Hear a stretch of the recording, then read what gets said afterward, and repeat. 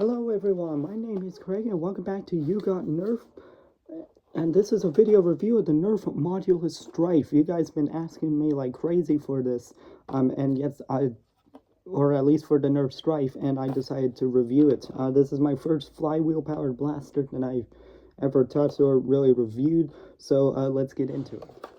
So before the external overview, yes, I did buy the Modulus Stryfe version because it was like 40 bucks, not including shipping, and I didn't want to drop like 60 or 70, if not more, for the ones on eBay. On the eBay, I'm not dropping that amount just to review a blaster.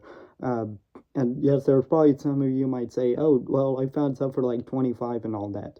At least for my location, my shipping cost adds about $10 if not $20 onto that shipping cost.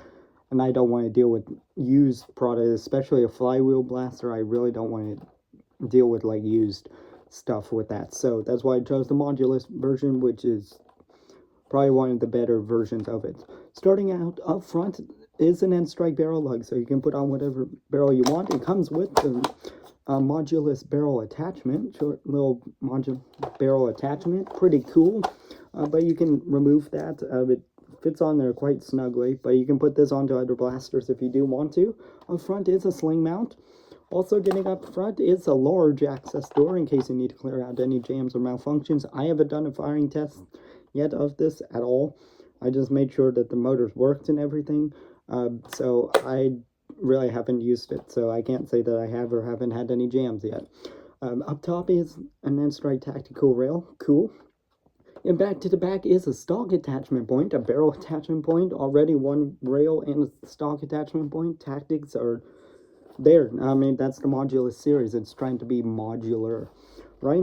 Getting down to the grip is well proportioned for the blaster of this size and fits my hand very well, and it's pretty comfortable. I have small hands, but it's not overly big, but it's not overly small. It's just right. This is probably the best grip that I have ever touched out of all of the blasters that I have. Really, really good. Getting down to the bottom of the grip here, there is a sling attachment point there. Getting that up to here is the rev trigger. Hold that for a second and then fire the blaster. To do that, because this is flywheel powered blaster, you will have to do it. It's not like that it's built in like the old like barricade whatnot or an on-off switch. Rev trigger location, I like it a lot, and it works very, very well. Trigger pull is very, very smooth, probably the smoothest out of any blaster that I have ever touched so far. Trigger pull is nice and crisp with that. This blaster is flywheel powered and semi-automatic magazine fed, by the way, in case you haven't noticed. The batteries tray is located here on the right side. Remove one screw and then put in 4 AA batteries. The blaster will not work without these batteries. Don't try it. It's not like something like the glow shot where it's optional that you can put in the blasters for the glow feature. For this one, for the flywheel, because it's flywheel powered, you must have the batteries or lipo, whatever modifications you want to add on to that. Because there's going to be somebody on there, I don't need to put in batteries, I could just mod it for a lipo. Fine, if that's what you want to do, yes, but it requires some sort of electrical current to be able to fire. I hope that's generalized enough for you. Getting down here is the magazine release. To do that, you'll usually take the offhand to do that and grab and then pull out the magazine. I don't like this mag release here. I don't want to extend my middle finger here because that actually kind of hurts a little bit. I prefer the magazine release on the side. That's personally me, and especially so that way I can flick out the magazine to look more tactical, but it kind of also does make a lot of sense. After you're finished firing, boom, you can just pull that out. Getting to the magwell itself, the magwell is super, super smooth, probably the best out of all the blasters except for other elite blasters. It's super smooth, probably one of the best that I've ever felt, and it comes with a 6-round magazine, but it's compatible with drum magazines and pretty much any type of magazines except for short darts, of course. But modifications, yes, I don't want to talk about mods, but I'm getting so many comments saying, oh, if you modify this, I don't care about modifications. right now. Yes, I'm aware that with modifications you can turn anything into anything, right? But it comes with that, and I can see it does seat in there well. I personally just don't like the location, but I can totally see from an objective standpoint why they put it there. I still think probably put one on the side. I think that it feels better, but then you're also, while you're striking that, you might accidentally hit the rev trigger or something. Getting up front, this is a vertical grip attachment. This is an attachment. It comes with the blaster, but you can put this onto other blaster. But down here is another N-Strike tactical rail for your tactics. It comes with a vertical grip. Talking about the vertical grip itself, it worked very, very well and pretty stable. If you've watched any of the reviews on my blaster where it has like either a pump action or grip like this, I don't particularly like my hands that far away, even if I'm using a rifle. I prefer my hands to be like here. I'd rather hold it like up here near the magazine where I feel like I have control. That's why I'm more of a pistol person. That and like top pry, I can keep my hands like together and secured, as opposed to way out here and like vulnerable to that. It's more of a personal preference thing, but for stability reasons, I can see the practicality of this. I could get used to this, but this is basically where I draw the line of it. If it was pump action from this far, no.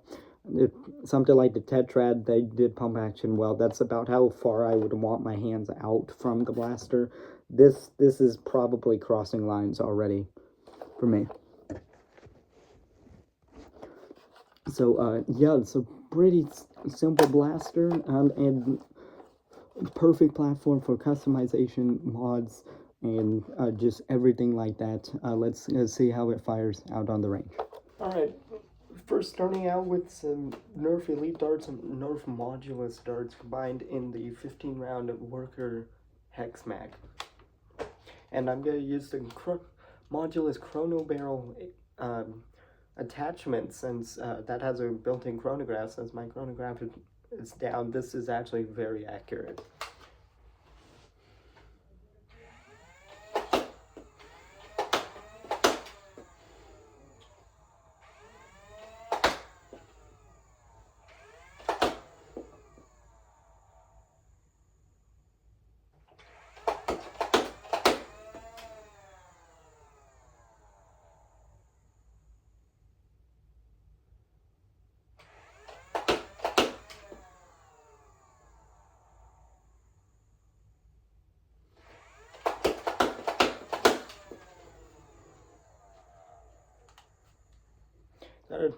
Sorry for the slow rate of fire there. I was checking the FPS on each shot there. Actually, much lower than what I thought. I'm not sure why that is. Firing analysis and conclusion of the Nerf Modulus Stryfe. Fired very well, actually, as it should. Granted, I haven't used a flywheel blaster, and probably in that firing demo, which I do apologize, I only shot about a 15 round magazine through that one and then done with that. I don't really like the sound of the electronics really in that one. I prefer it like silent. That's why I didn't do too much of it. I'm gonna get a bunch of hate comments about that one in the comment section, like dude, just continue firing regardless. I'm like, no, right? But probably due to my lack of experience, I probably wasn't holding down the right trigger long enough, because according to the chrono barrel extension, my FPF readings were incredibly low.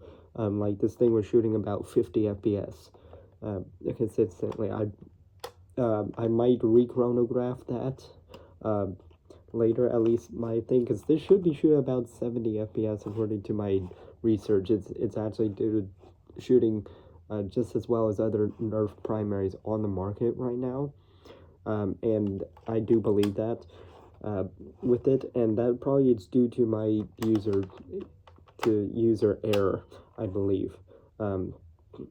I probably could have held down the rev trigger for much longer from that to get the flywheels up to maximum max rev. But yeah, so take the chrono data with a grain of salt. My product fired, at least from what I did in the firing demo, about the highest shot I got was about 62 FPS, and that's probably mechanical error. Because I believe from this one there hasn't been a single Stryfe that I've seen, a single Stryfe that I've seen that has shot that low before. So yeah, I'll probably hold on to that for a second. I'm inexperienced when it comes to shooting flywheel blasters, or like hold it down for a sec and then do that. But yeah. So my bad. So actual code data is about 71, 72 FPS onto that one, according to research from many different sources. Actually, that's what it should be shooting at. But aside from that, it worked really, really well, fed well, and that was consistent-ish throughout most of the darts that I shot through. Actually, for once, the X-Shot dart shot very, very low velocity. Even with that, when I rounded up for what it should be with maximum revolutions or max RPM, with it should be on that upper range. But getting into the rest of the blaster itself, I love the customization of this Stryfe. Is a great platform for that.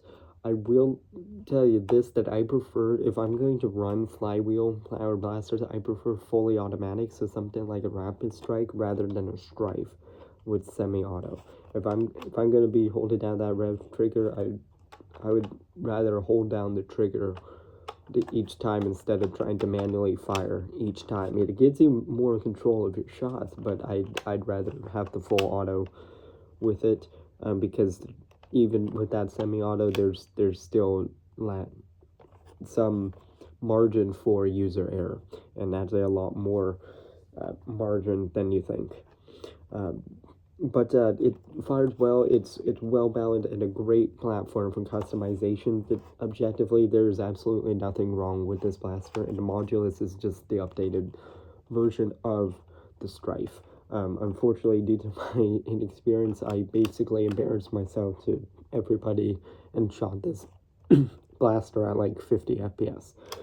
So lay whoops on that, but it works well. Right, that is again mechanical error.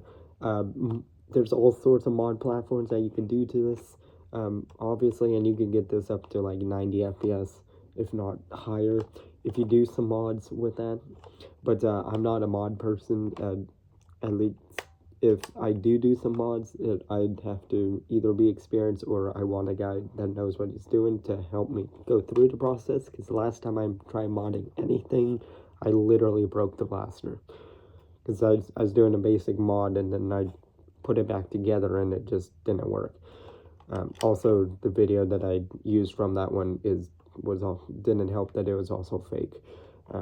But yeah, like the person doing it, like it was practically like a prank. They made it, realistic standpoint, but yeah, it's basically a joke. I forgot what I took out for it, but it was a pretty important piece of the blaster for it to function. But yeah, no objective reason to avoid this blaster. Works really, really well. Like I said, again, mechanical error, lay whoops. But I also thought that I held down the red trigger for still a decent amount of time. Maybe I still could have held it down even more for greater velocity, but whatevs. With that one. But to my personal opinion, I like this blaster, but I personally prefer, I'm more of a rapid strike hyperfire type of person, not a semi-auto one of these. If I'm gonna go semi-auto with that, I'm gonna go single shot, like Springer at that point. But I prefer like the rapid strike, that type of thing. That's just my personal preference. But if you're looking for a primary, I would still recommend the Stryfe to anybody trying to get into flywheels like me. I literally been shooting Springer blasters for years. This is literally like the first time I'm touching a flywheel power blaster. I've seen them work. I've seen people do reviews of it. I've gotten some knowledge on how they work, but I've never physically held one or used one ever. So you're like, why are you doing a review for it? Interesting experience. I've always wanted to try to have a flywheel power blaster and that. But yeah, this does come in 3 different colors. The Modulus Series 1, which is the recent and the updated version, the blue Elite one, and it also has the original yet orangish one, which I believe is still in the Elite Series, maybe. Might be pre-Elite, I don't know. But actually, no, I think the orange one is just another option of the Elite. But yeah, Nerf Stryfe, everything works really, really well. Cool package. I'm really impressed with this blaster. This is actually what I was expecting of it. And it just looks like I'd have to just learn. Press down the rev and hold down the rev trigger a little bit longer if you want better RPM. So yeah, nothing else really to complain about, and yeah, let me know what you guys think of the Stryfe in the comments down below. I know a lot of you refer to this as the GOAT, and I could totally see why. But in my opinion, probably something like a Rapid Strike would be a GOAT for me, because I prefer the full auto. But yeah, I could totally see how this is the GOAT. Everybody loves this blaster. It's not my favorite, but I really like it. So that's the review for me on the Modulus Stryfe. Let me know what you think in the comments down below. I'll see you guys in the next one.